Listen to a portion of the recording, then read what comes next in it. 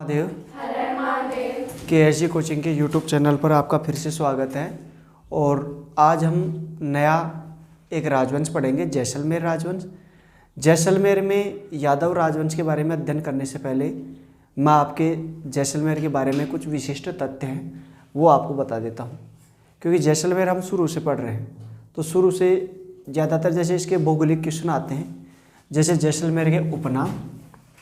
जैसलमेर की बात की जाए तो इनके उपनामों में पहला प्रश्न आता है। अगर जैसलमेर से एक ही क्वेश्चन पूछा जाता है तो उसके उपनामों से आता है। इस का जो उपनाम है वो पहला आता है वल्ल प्रदेश। वल्ल प्रदेश या वल्ल मंडल। मंडल का मतलब भी प्रदेश होता है। दूसरा इसको मांड प्रदेश कहते हैं। कौन सा प्रदेश? मांड। मांड प्रदेश या मांडधरा। यहाँ मांड गायकी प्रसिद्ध है। कौन सी गायकी प्रसिद्ध है? मांड गायकी। अल्लाह जिल्ला भाई प्रसिद्ध रही है, मांड गायकी यहाँ प्रसिद्ध है, इसलिए इसको ये प्रश्न भी पूछा था ना, किस में पूछा था? वीडियो प्रीलिम्स में क्वेश्चन पूछा गया था, मांड प्रदेश। फिर इस लड़की का गलत हो गया, बोला ये नहीं पता किसी गुरुजी, ये नहीं पता था। ठीक है। तीसरा उसको स्वर्ण नगरी कहते हैं। क्या कहते हैं? स्वर्ण नगरी।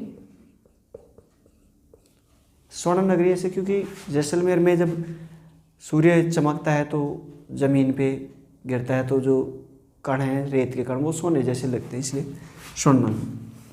इसको राजस्थान का अंडमान कहते हैं। किसका अंडमान कहते हैं? राजस्थान का अंडमान। अंडमान भी कहा जाता है। अंडमान इसलिए क्योंकि निर्जन और वीरान बियाबान शहर है, दूर दूर तक रेत के टीले टीले हैं, किसी को देखने। अंडमान में काले पानी की सज़ा दी जाती थी। अगर किसी को काले पानी की सज़ा देनी तो हेलीकॉप्टर से ले जाओ और रेगिस्तान के बीच बीच उतार दो, पानी की एक आध बोतल दिया हो, एक तो देनी पड़ेगी अब, और वो जिंदा आ जाए तो उसकी काले पानी की सज़ा पूरी होगी, नहीं तो फिर राम का ही। तो राजस्थान का अंडमान कहते हैं। और इसके अलावा इसको गलियों का शहर भी कहते हैं। किसका शहर कहते हैं?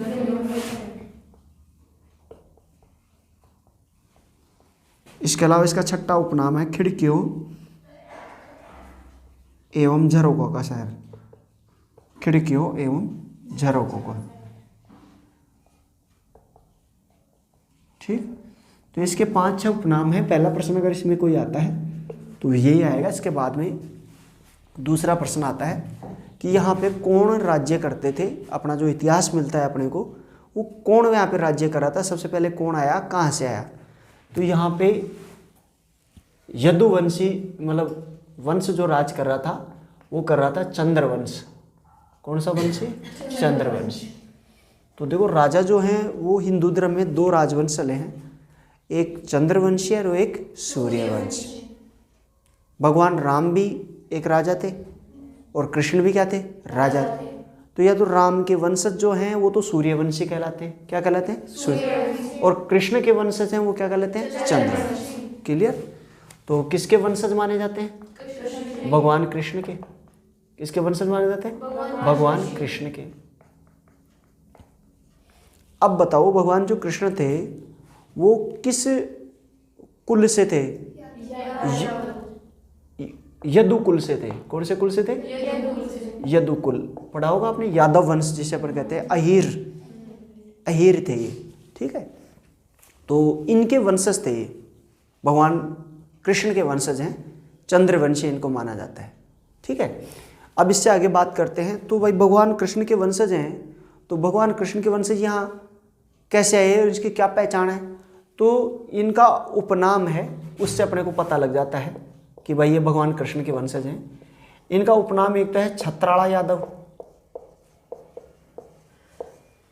कौन सा यादव? छत्राड़ा। और एक है उत्तर भड़ किवाड़ भाटी। छत्राड़ा यादव की बात की जाए तो भगवान श्री कृष्ण के बारे में ये कहा जाता है कि अपने जो कृष्ण जी थे वो मथुरा की गलियों में मच गया शोर, माखन खा गयो माखन चोर। यहाँ से छोड़ के और फिर बाद में उन्होंने द्वारिका को अपनी राजधानी बनाई। किसको बनाया? द्वारिका। ठीक, द्वारकाधीश के रूप में आ गए थे। तो अब इसके यहाँ से लेकर यहाँ तक इसका अधिकार था सारे, और छोटे छोटे सामंत थे इनके। तो उसके भाई वंशजों को वो क्या करता था, छोटे छोटे राज्य दे देता था। जैसे मान लो मैं राजस्थान का राजा बन गया, तो किसी को जोधपुर दे दिया, किसी को, छोटे छोटे, है ना। और वो जो उसके छत्र के नीचे रहते थे उसको छत्राला यादव कहा जाता था। कौन सा यादव? छत्राला। भगवान कृष्ण के वंशज जहाँ जहाँ राज के, वो अपने नाम से पहले क्या लगाया करते थे? छत्राला। वह तो कौन सा यादव जो कि मतलब छत्री छे को ना, और छत्री मोर मुकुट कृष्ण बिहारी, जिनके मोर मुकुट समझा क्या कृष्ण जी के रहा है, तो ये अपने नाम से पहले छत्राला यादव लगाते हैं। ठीक है। और दूसरा इनका उपनाम है उत्तर बड़ किवाड़ भाटी, यानी उत्तरी सीमा के पहरे, उत्तरी सीमा के क्या थे? प्रहरी, इनको कहा जाता है। तो तीसरी चीज, इनकी जो कुलदेवी थी, कुलदेवी, इनका नाम था स्वांग्या माता। कौन सी माता? स्वांग्या माता। और इनका जो कुलदेवता था उनका नाम था लक्ष्मीनाथ। कौन सा नाथ? लक्ष्मीनाथ इनका कुलदेवता था। ठीक है। अब इनका जो ध्वजा का रंग है वो पीला है, भगवा जिसे अपन कहते हैं, भगवा। भगवान कृष्ण भी भगवा ध्वजाधारी माने जाते हैं, वो भी ध्वजा उसी का मानते हैं। तो ध्वजा का रंग जो है वो कैसा है? भगवा। भगवा जानते हो, भगवा कलर ये है अपने जो अपने बैग का जो रंग है ना, वो तुम्हारे पास नहीं है बैग तो भगवा कलर है ध्वजा का। ठीक है। ये ऊपरी ऊपर वाला जो है भगवा, और इस पे ध्वजा पे जो है वो मुड़ावा भाला, दो तो मुड़े हुए भाले और सुगन चिड़ी, दो मुड़े हुए भाले और सुगन चूड़ी का चित्र बनाया है। इसका चित्र बनाया, जैसे मान लो ये ध्वजा है, ऐसे होती थी ध्वजा। इस ध्वजा पे ऐसे दो भाले हैं, इन भालों का अगले वाला मुंह ऐसे मुड़ा हुआ है थोड़ा, और यहाँ पे कौन सी चिड़ी बनी है? सुगन चिड़ी। ठीक है, ऐसा बनाया है। तो ये मुड़ावा भाला और सुगन चिड़ी किसका प्रतीक माना जाता है? स्वांग्या माता। ये याद रखना, सुगन चिड़ी किसका प्रतीक माना जाता है? स्वांग्या माता। और ये यदु कुलवंश से थे, और इनका जो था ये ध्वजा का रंग आपने देख लिया, कुलदेवी देख लिया, आप इसका एक स्क्रीनशॉट ले लो। अब देखो यहाँ जो भाटी थे, इनका गोत्र जो था वो था भट्टी, भट्टी राजवंश था। ठीक। अब अपन शुरू से देखते हैं कि ये आए कहाँ से, थे कहाँ, क्या करते थे। तो सबसे पहले राजा भट्टी के बारे में देखते हैं। ये जो था, ये आदमी वो गजनी और हंसार क्षेत्र पड़ता है। गजनी कहाँ पड़ता है? मतलब अफगानिस्तान में। कहाँ पड़ता है? अफगानिस्तान। तो वहां के राजा थे यहाँ के। तो ये बाड़दा, एक आदमी था बाड़दा, राजा बाड़दा का पुत्र। किसका पुत्र था? बाड़दा, राजा बाड़दा का ये पुत्र था। और ये गजनी व हंसार का राजा था।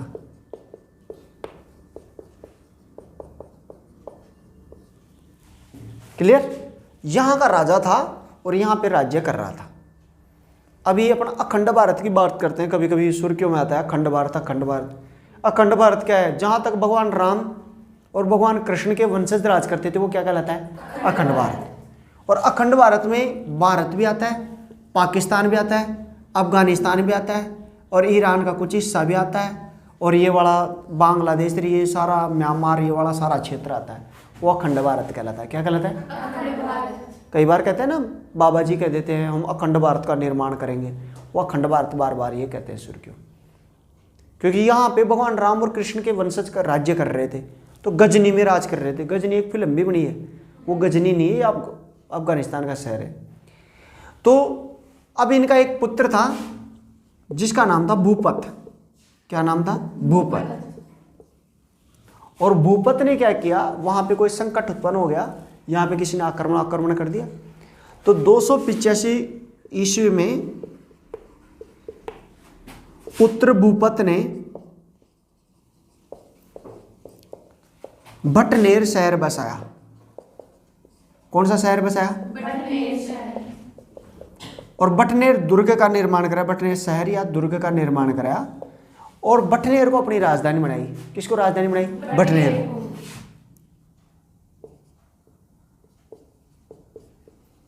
राजा भूपत की राजधानी क्या थी?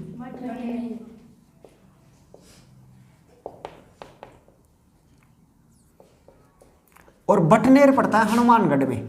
कहां पड़ता है? क्योंकि यहां से आदमी चल के आएंगे तो सबसे पहले इधर से आएंगे, हनुमानगढ़ से आएंगे, उड़ के थोड़ी आएंगे। बात समझेगी? तो हनुमानगढ़ इनकी पहली राजधानी है। और राजा भट्टी उस समय जीवित था। क्या था? जीवित। लेकिन उसके बेटे ने सारा काम किया है। ठीक है, तो भटनेर, तो राजा भट्टी को जो है वो इन जैसलमेर के शासकों का आदि पुरुष कहा जाता है। भट्टी को क्या कहा जाता है? जैसलमेर के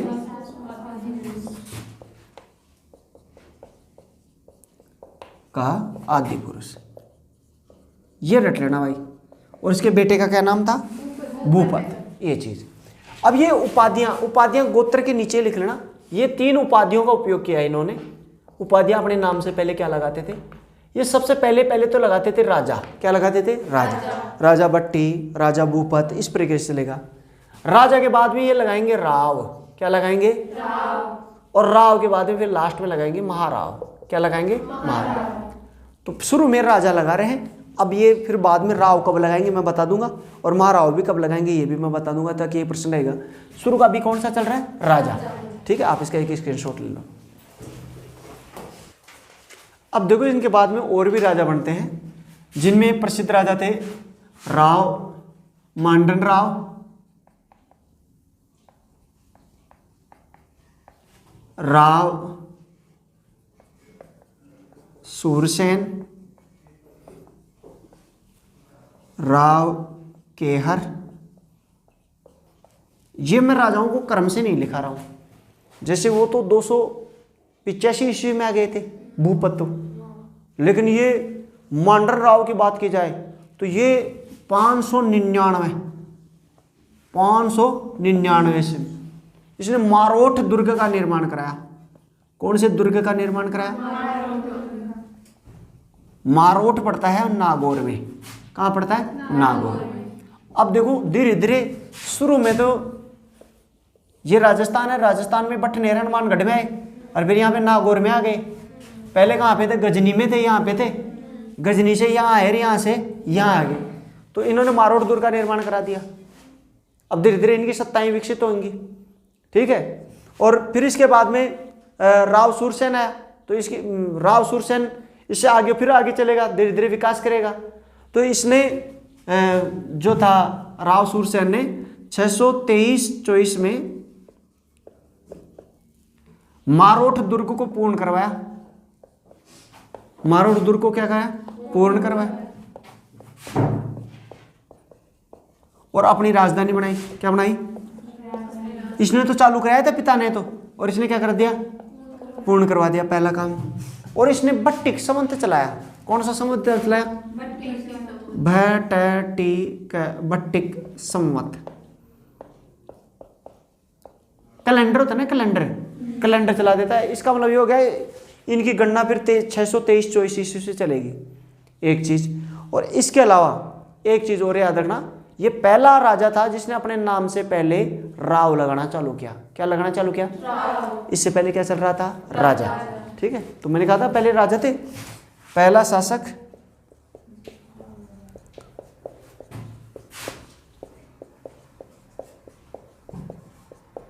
राव की उपाधि धारण की। क्लियर? अब आता है राजा केहर। अब ये 8वीं शताब्दी में आ गया। ये कौन सी शताब्दी की बात चल रही है? 7वीं। नहीं, 600 और 23 तो फिर 7वीं में गया ना, नहीं समझे? 600 और 23 तो अभी 8वीं शताब्दी में आएगा, 700 और कुछ में आएगा। तो इसने पहली चीज तो याद रखना कि हेरोर दुर्ग का निर्माण कराया था।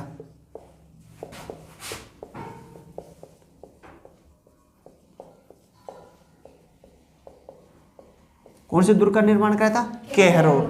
तो केहरोर दुर्ग राजा केहर वैसे भी याद रह जाएगा, ठीक है। और ये कौन सी शताब्दी में कराएगा? 8वीं शताब्दी,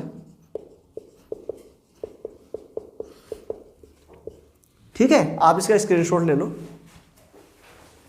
केहर, इसने तनोट दुर्ग की नींव रखी थी। कौन से दुर्ग की नींव रखी थी? तनोट दुर्ग की नींव रखी है केवल।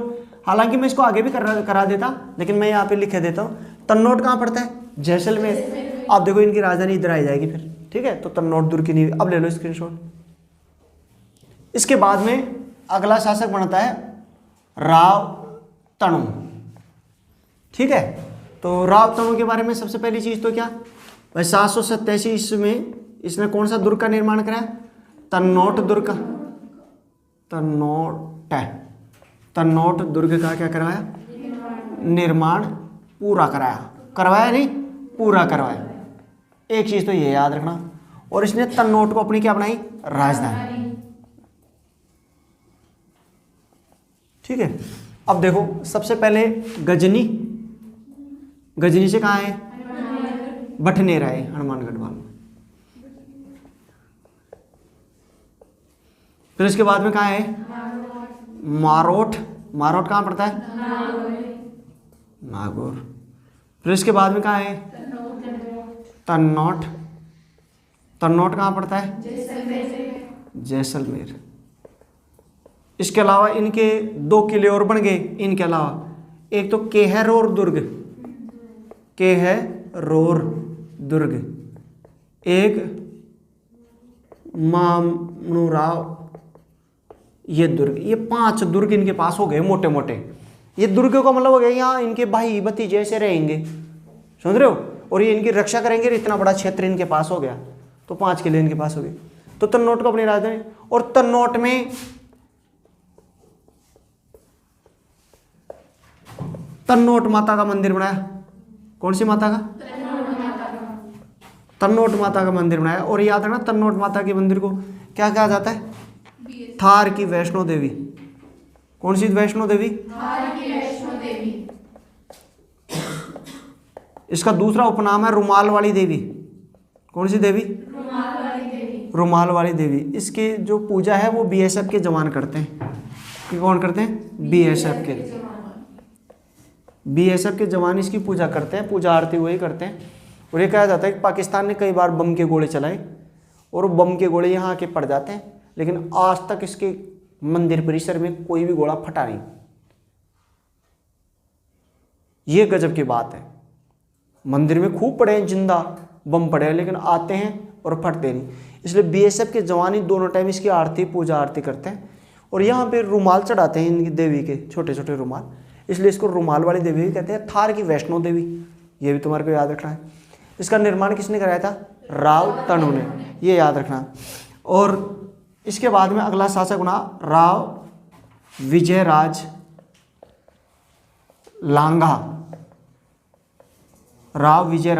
लांगा, ये शासक बनता है। अब देखो इसके बारे में सबसे पहली चीज़ तो आप इसमें ये देख ही लिए कि भाई ये जो था क्या नाम है राव तनु, इसका पिता बड़ा शक्तिशाली आदमी था। इसने क्या किया था कि जो मुसलमान थे उन मुसलमानों को सिंधु नदी तक खदेड़ दिया था। अब सिंधु नदी हिंदुस्तान में पड़ती है। कहाँ पड़ती है? हिंदुस्तान। ये भारत का नक्शा है। मैंने इसमें किसका नक्शा बना दिया?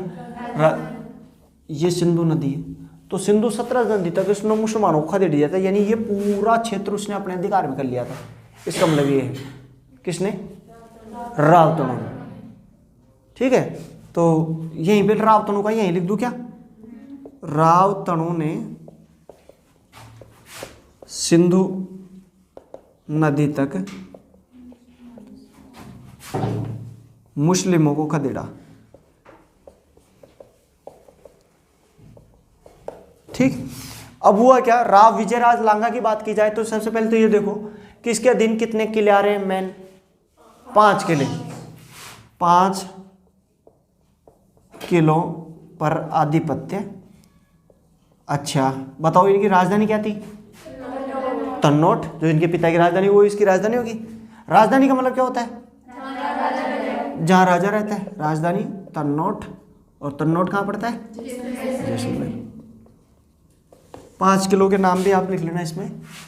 एक तो है बटनेर, दूसरा मारोठ, तीसरा केहरोर, चौथा तन्नौट और 5वां मामोनेरा। ठीक, आप इसका स्क्रीनशॉट ले लो। इसका नाम लिखना मूमना वाह है।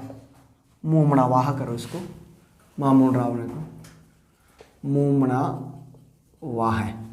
मूमना वाह करो इसका नाम। ले लिया स्क्रीनशॉट। अब इनका क्या होता है कि वराह जो राजपूत थे इनको इन्होंने बुरी तरीके से पराजित कर दिया। वराह राजपूत थे, अब इनकी मजबूरी होगी कि इनसे वैवाहिक संबंध बनाए। इनके पिता ने पहले हरा चुका था, तो इन्होंने क्या किया, वराह राजपूतों ने एक बहुत बड़ा प्लान षड्यंत्र इनके साथ किया। इनको कहा कि आप ऐसे करो कि अपने पुत्र की शादी हमारे साथ कर लो। विजयराज लांघा जो है वो इनके झांसे में आ गया और 841 ईस्वी में अपने पुत्र देवराज का विवाह किसके साथ तय कर दिया? वराह राजपूतों के साथ तय किया। किसके साथ किया? वराह राजपूतों।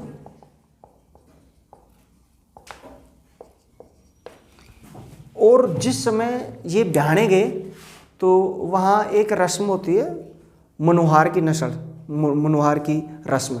उसमें क्या होते हैं, अफीम पिलाते हैं। तो कलाड़ी की महफिलें होती हैं, तो उसमें खूब अजी समझी जी पियो जी पिलाए उनको, एकदम पी के टन हो गए। और फिर रात को सोते हुए सबको मार दिया उन्होंने, राजपूतों ने।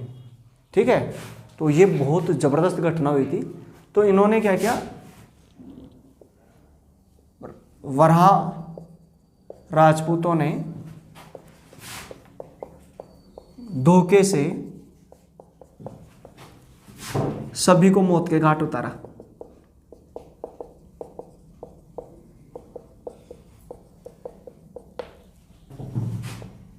और ये भी लड़ते हुए शहीद हो गया। तो इसे तन्नौट का साका कहा जाता है। क्या कहा जाता है? तन्नौट। इसे तन्नौट का साका कहा जाता है।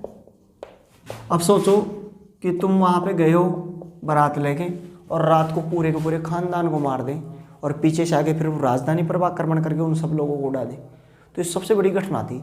और इस घटना में इनका जो पुत्र था ब्याहने गया था, क्या नाम था? देवराज। देवराज बच जाता है। उसको डाही धाय जो है, डाही धाय, उसकी जो धाय माँ थी वो बचा के लेके जाती है। युवराज देवराज की रक्षा किसने की? डाही धाय। धाय माँ का नाम था डाही। डाही ने उसकी रक्षा की। ठीक, और वो ले जाके और फिर एक आदमी था, एक पुरोहित था, पुरोहित यानी ब्राह्मण था, और उसको देती है कि भाई रक्षा की जिम्मेदारी मेरी थी, मैंने इसको बचा लिया, अब इसको पालन पोषण आप करो। तो पुरोहित लूणा था, उसको वो जिम्मेदारी दे देती है कि इस पूरा परिवार मर चुका, ये राजा का वंशज है, अंतिम चिराग। इसी प्रकार बचाया जिस प्रकार किसको बचाया था? उदय सिंह को पन्ना दाय ने अपने पुत्र की बलि देके। ठीक है, तो ये इसके लालन पालन की जिम्मेदारी किसको देगी?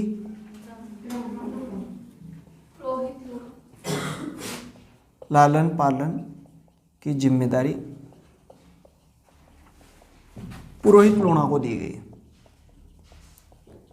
ठीक, अब इसके बाद में धीरे धीरे ये बच्चा बड़ा होता है, देवराज। और देवराज जब बड़ा होता है, गुरुजी फिर बड़े होने से तो ब्याह कांटा कर रहे थे। पहले के ज़माने में इतने ही कर देते थे, 8-10 में।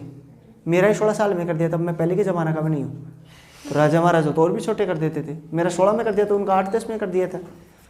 तो अब वो बड़ा होता है और बड़ा होके अपना एक सहयोगी बनता है फुलानी। और फुलानी के सहयोग से अपने मौत, अपने जो माता पिता थे उनकी मौत का अगला शासक बनता है राव देवराज। कौन सा देवराज? राव देवराज। तो उसके बारे में पहला डायलॉग तो याद रखना, फुलानी के सहयोग से। फुलानी एक वीर योद्धा था, वीर योद्धा था, खतरनाक, के सहयोग से अपने रिश्तेदारों की मौत का बदला लिया। मौत का क्या लिया? बदला। अब बदला लेके और इसने अपना तख्त वापस स्थापित कर लिया। तो आप इसकी स्क्रीनशॉट ले लो। फिर इसका एक मामा था जजा बूटा। कौन सा बूटा? जजा बूटा। उसके सहयोग से करता है ये।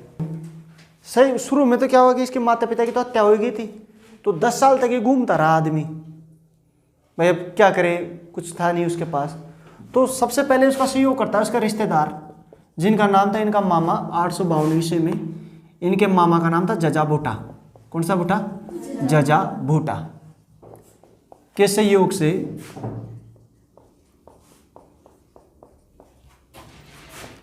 देवराल दुर्ग का निर्माण कराया।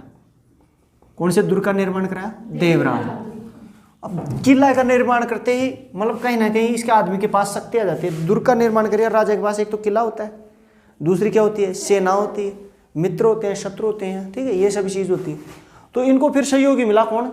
लाखा फुलानी। सहयोगी कौन मिला? लाखा फुलानी। लाखा फुलानी। और लाखा फुलानी की सहायता से इन्होंने क्या कर दिया, मतलब अपने शत्रुओं को क्या कर दी? हत्या कर दी। शत्रुओं की क्या कर दी? हत्या। और देवराला को अपनी राजधानी बनाई थी। देवराला को क्या बनाई थी? राजधानी। ये याद रखना एक चीज। अब राजधानी बना दी, सारा सिस्टम खड़ा हो गया इनके पास। अब थोड़ा सा आगे चलते हैं तो ये धीरे धीरे अब इसका महत्वाकांक्षाओं का विस्तार हो रहा है। तो 873 ईस्वी में इनका एक मंत्री था जिनका नाम था विमल शाह। इनके मंत्री का क्या नाम था? विमल शाह। तो विमल शाह के सहयोग से इन्होंने लोद्रवा छीन ली। विमल शाह के सहयोग से इन्होंने क्या छीन ली? लोद्रवा।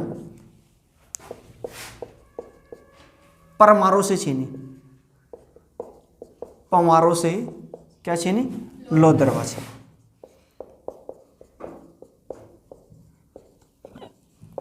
और लोद्रवा को अपनी राजधानी बनाई। लोद्रवा क्या बनाई थी? राजधानी।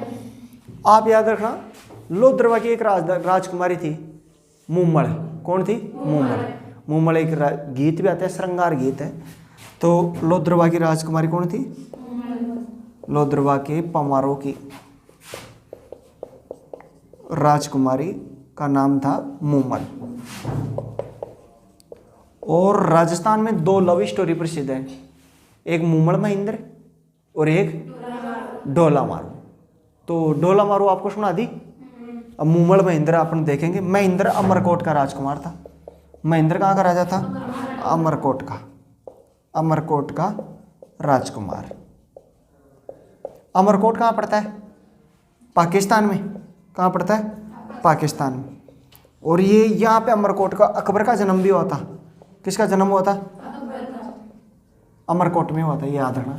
तो मुम्मल महेंद्र की एक लव स्टोरी चलती है, इसके भी क्वेश्चन आ सकते हैं। डोला मारू की स्टोरी मैंने अब मेरी रियासत पढ़ रहे थे तब अब मैंने बता दिया था, इसकी मैं नेक्स्ट एपिसोड में पढ़ा दूंगा। आज के लिए इतना ही। बोलिए आज के आनंद की, मातेश्वरी सरस्वती मैया की, बोलिए तीनों लोग के देवी देवता की। ले लो भैया स्क्रीनशॉट।